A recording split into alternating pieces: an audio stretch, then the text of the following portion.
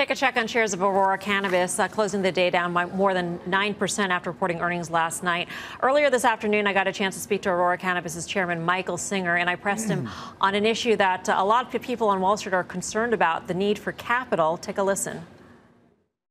Some point, in the future, as we continue to grow our business internationally, we believe there may be a need for future capital because we're going to need to continue to expand, build facilities elsewhere around the world. So that is a future, idea for us. So there's at some point we believe that may be true. I don't think we have the need to do so today, and obviously we're planning to continue to grow our business with the existing capital that we have. It is an idea for the future, which doesn't necessarily allay concerns that this is not going to happen. Although the big Canadian LPs have had a much easier road to capital markets than the U.S. players. In fact, they've raised a lot more capital because they can even list on these markets here and they can trade here. Aurora also just sold their stake they had, a 10.5% stake they had in the Organic Dutchman, raised $85 million last week.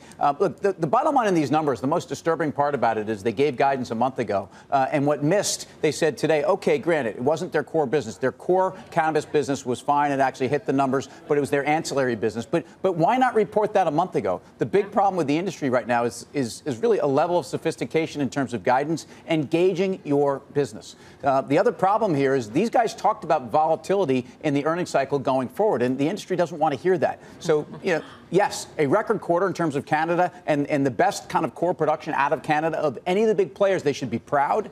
But this doesn't change the things that are hanging over the industry. And there are a lot of things that are going to be happening in the back half of the year. I mean, Canada goes legal on edibles and vaping, right? So there are a lot of products that they need to market around. They need to ramp up in terms of production, a lot, AKA spending.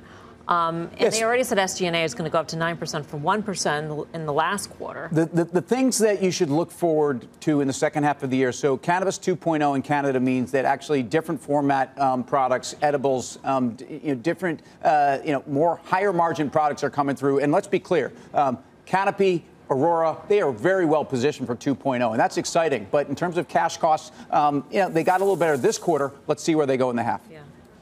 Well, I mean, at $5, I think I'd be a buyer of this. I'd give that a shot for Aurora, right? I mean, it's bounced off that several times over the last couple of years. You're talking about cash call in the future. I would take a shot at around $5.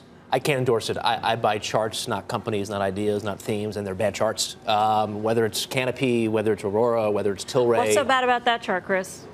Trend is down, right? It's hard for me to say the bottoms or the bases are being put in place on these yet. Now, I can't tell you what 6 months is going to look like. Although that same chart has basically found a bottom and bounced off it last week, and a lot of people were citing that. And even people that follow DeMarc's and other kind of technical indicators were calling me saying, this is the bottom. So you don't see any of that. We could have made that call 5, 6, 7, 8 times over the last 18 months here. So I think we need to say the bar is higher to call the lows in these stocks. I'm not there yet. If you're scared of the pure play cannabis, though, Constellation Brands down today, I know. But, 14% or so EPS growth. I don't think it's expensive at 20 times. It's had a nice move. That's where you get the tail, I think, in the cannabis STZ. It's a better chart, too.